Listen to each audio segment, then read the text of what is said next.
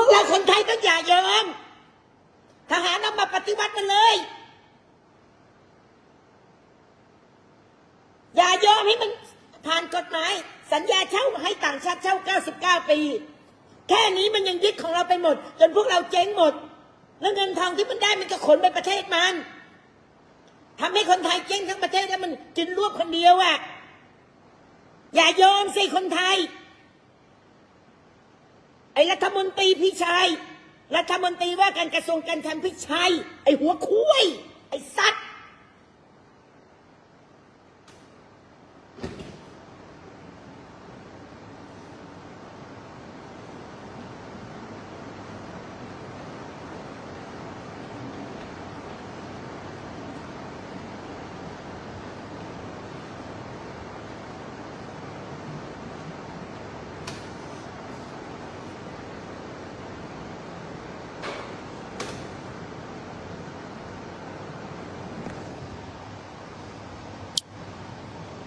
นี่ไอสัตว์นี่แหละไอสัตว์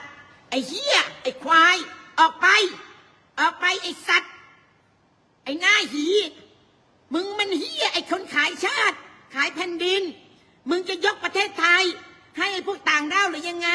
ใช้ออกวีซ่าพวกมันอยู่10 ปีจะให้พวกมันเนี่ยเช่าที่ดินใน99 ปีไอสัตว์มึงรู้ไหมว่าที่เศรษฐกิจมันไม่ดีเพราะอะไรเพราะไอพวกแอปต่างๆติ๊กตอกเตมูเถาเป่าช้อปปี้ลาซาด้ามันให้คนจีนเอาสินค้าของไทยกับสินค้า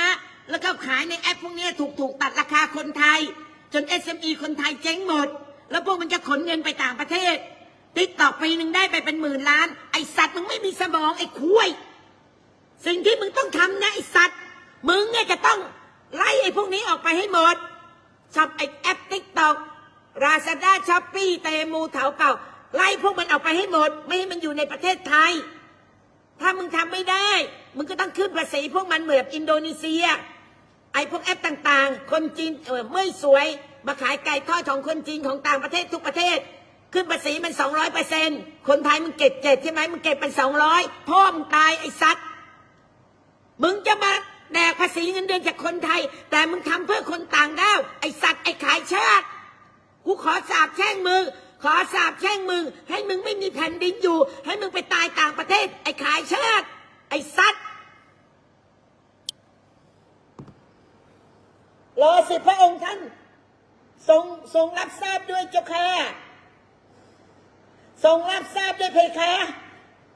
ประชาชนเนี่ยลำบากเพคะเพราะนักการเมืองเฮี้ยพวกนี้เพคะมันจะขายชาติจะขายแผ่นดินพระองค์ทรงรับทราบไหมเพคะรอสิพระองค์ท่าน